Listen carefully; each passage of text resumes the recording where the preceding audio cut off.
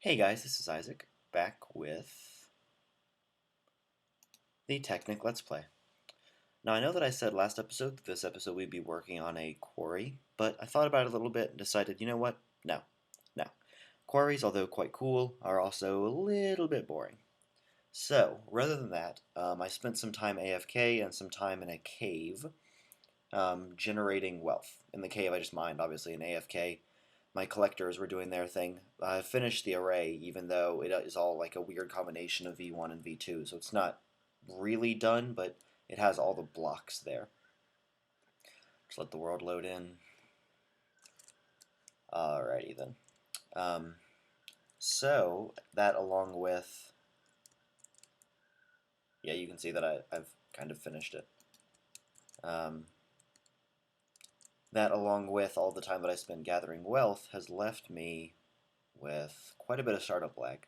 I should have been running the world for a minute, but quite a lot of diamonds, as you can see. I'm getting to the point when diamonds are significantly easier to get. I moved my bed down here because I was sleeping a lot, because I was cooking a ton of resources, which ended up giving me...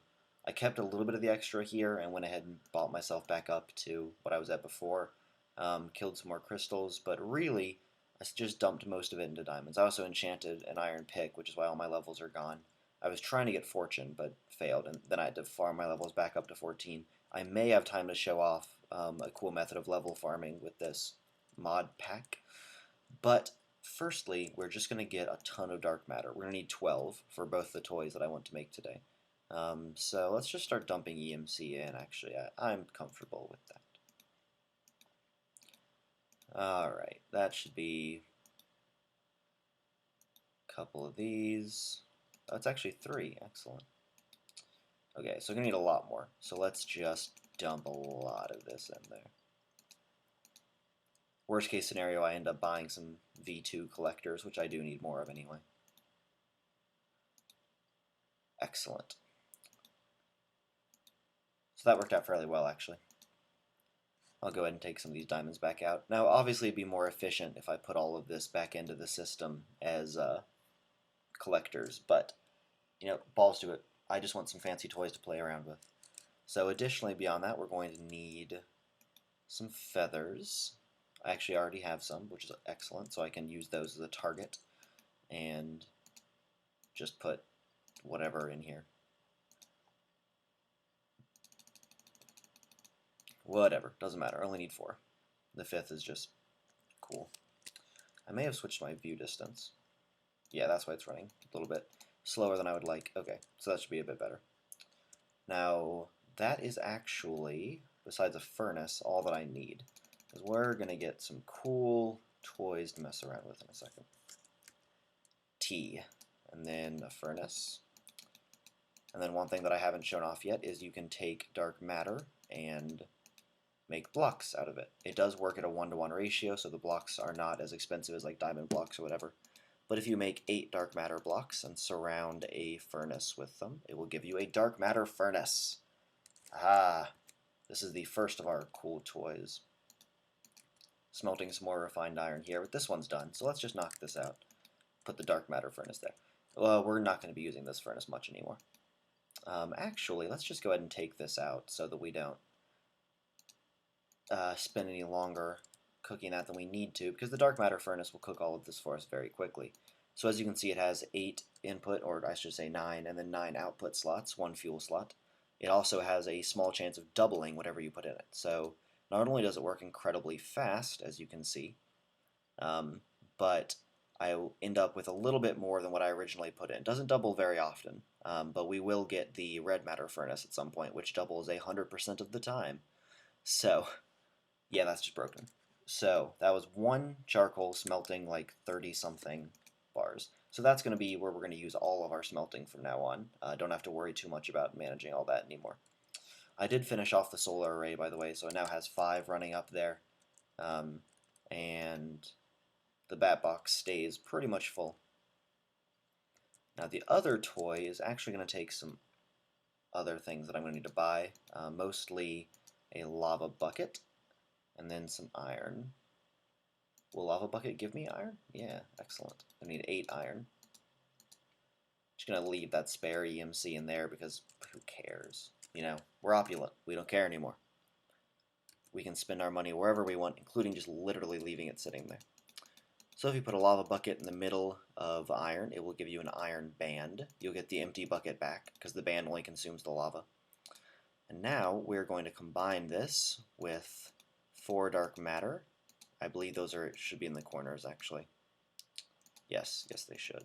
I'm telling you, people, I like all the recipes that are in this form, but you got to make it work both ways. Okay, Swiftwolf's Rending Gale. Now, I know that sounds really complicated, but don't worry. That's a pretty simple functionality. I'm going to go ahead and charge this Klein star up a wee bit more, because this ability does drain Klein. I don't know why I put it in the fuel slot. Okay, this ability does drain EMC, but if I just drop a diamond block in there, that works out well. So as you can see, this now has 50,000 EMC in it. You may have seen the 50,000 that I drew out.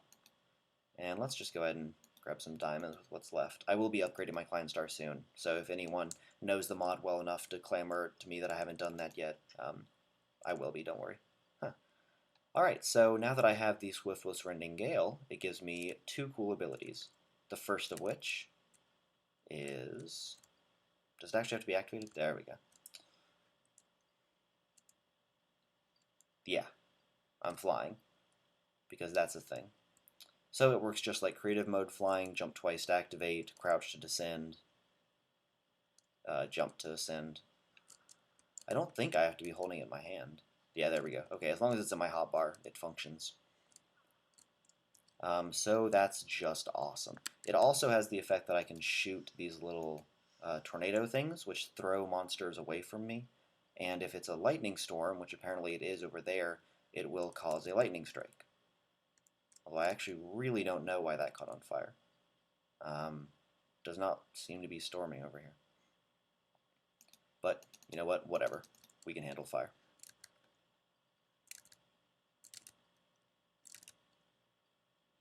I'm trying to activate the stupid thing, but...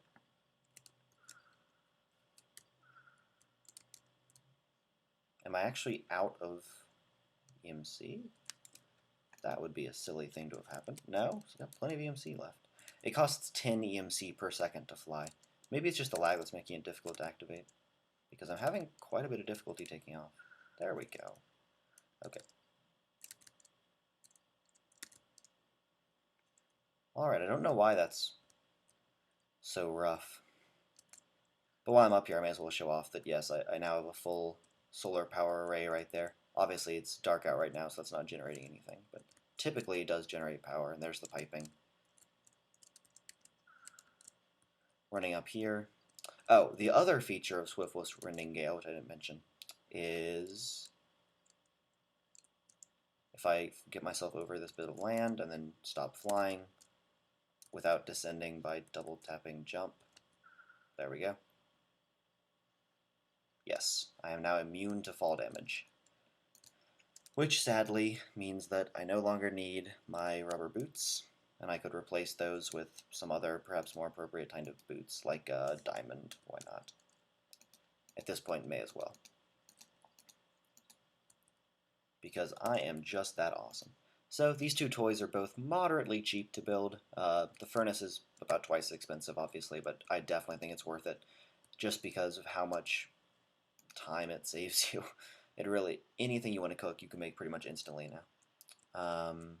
Additionally, beyond that, the ring is just cool. Like, it has some practicality. I mean, flying around really does help with building, and it'll help me explore this area a lot to map how I want to build my castle. But mostly, it's just a really fun toy to mess around with. I actually have enough time left that I could include the quarry or maybe my experience method. You know what, I think I'll go with the experience method. I can show off the quarry next episode. So I need something inexpensive. Maybe a cookie? That might be about right. I'll just grab a couple of things that I think should be close. Oh, I did get melon seeds, by the way. When I was perusing that cave, I hit across another NPC mine and found what I was looking for. Alright. There we go. An egg. The humble egg. We are going to be getting a lot of eggs because they are really cheap. And as you may know, eggs spawn chickens, which spawn more eggs, and chickens also drop experience. So this is kind of an inefficient way to literally just purchase experience. Obviously, it's not the fastest thing in the world because you have to throw all these eggs. You could certainly set up a dispenser way of handling that, where you have a bunch of dispensers throwing them on a clock, probably. But at least for now, I'm not going to bother with that, and instead I'm just going to go ahead and buy a ton of eggs and dig a pit and throw them all in that pit, and then kill that pit. And that is going to be how this goes down. As for how I kill them, I'll probably use... I'm trying to think, I don't want to sword them all to death. Lava will destroy the items, so I'll just use a potion. Yeah, I'll get a potion making set up, and then I'll make a damage potion. Alright, so get this out. I can put away a lot of this crap. Alright, I need the blaze rods. I'm going to need some... I can use this to target my table, so that my table is making cobblestone. 9 should be enough. I don't need you. Ah. All these eggs filling my inventory complicate things extraordinarily. Don't know why I did that so slowly. Alright, there we go. 3 brewing stands. Been meaning to set up my alchemy base for a while, but nothing fancy. I'll just put it back here and fix this wall later. It's mostly irrelevant.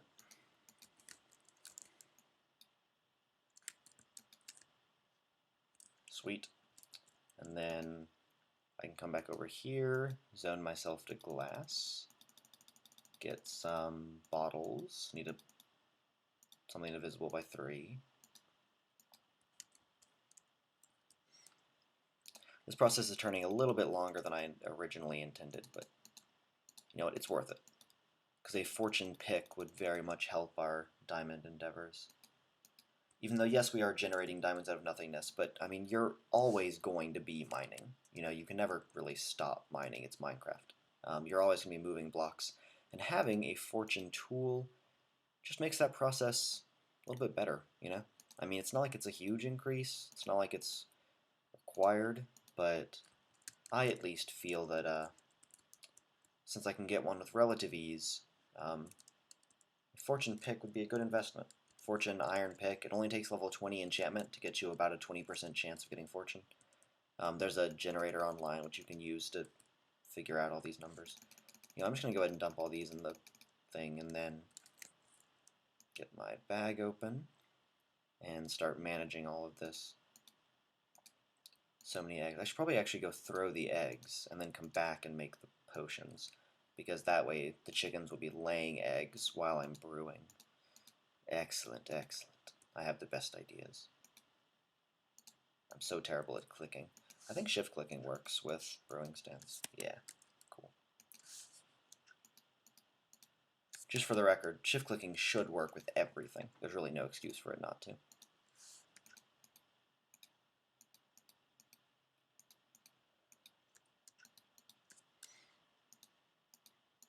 Alright, and then just get a bunch of eggs in my hotbar.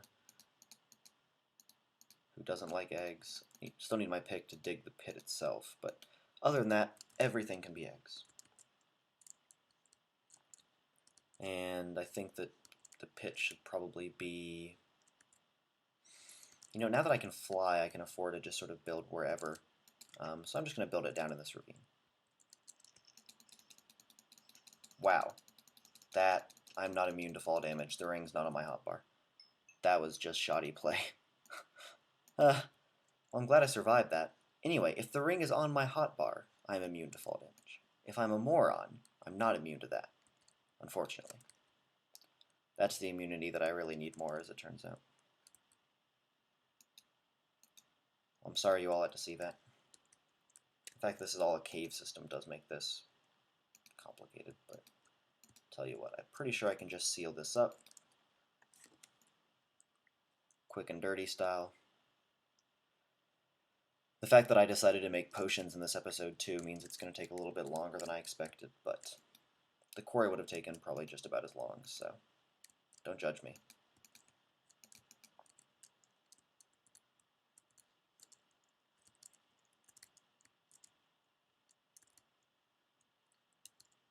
Come on. Get into the air.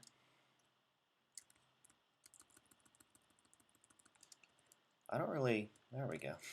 I don't know what's making it have so much difficulty with flying me. I mean, the only thing that I can think of is that it would be lag, but that's just silly. Alright, let's get some baby chickens. I don't think the eggs deal any actual damage, so I'm not worried about killing them. Although they do give them that damage boost, so they might get out, which would suck, but... Like this little fool. Go. Am I actually gonna have to push a chicken back into my pit? Oh, come on. He deserved that.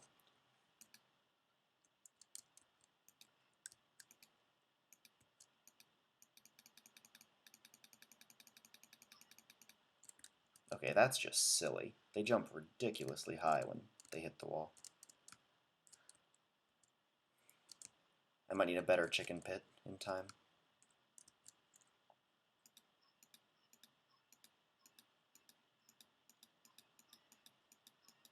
Okay, well at least I'm getting a decent number of chickens down here.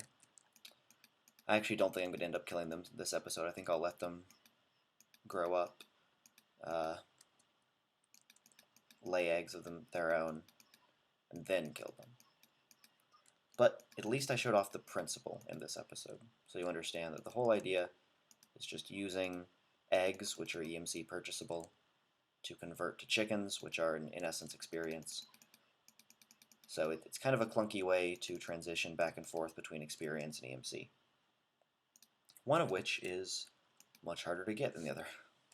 Alright, I'm out of eggs for now, but that's a decent number of chickens. That'll probably give me like 2 or 3 levels, and once they lay eggs and once I throw some more eggs in there, it'll be easy to see the value of setting up a system like this.